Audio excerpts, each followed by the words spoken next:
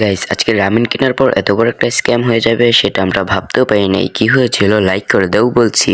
Guys অনেকদিন ধরে ramen খাওয়ার ইচ্ছা হচ্ছিল, তাই আমরা রামেন কিনতে চলে যাই বাজারে। বাজার থেকে গিয়ে আমরা রামেন কিনে নিয়ে এসে পড়ি।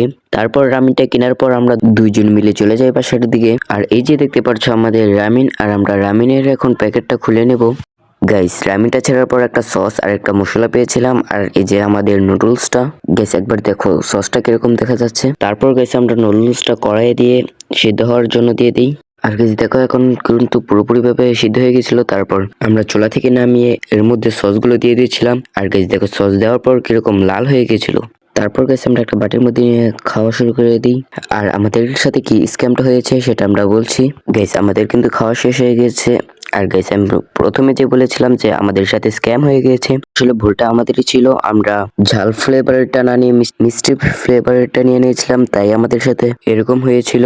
কিংবা তারাও সাবধানে কিনবা, দেখে শুনে কিনবা কোনটা ঝাল আর কোনটা মিষ্টি ফ্লেভারেরটা। গাইস ভিডিওটা ছিল এই পর্যন্ত। যদি ভালো লাগে লাইক করে চ্যানেলটিকে সাবস্ক্রাইব করে দেখা হবে নতুন কোনো ভিডিওতে।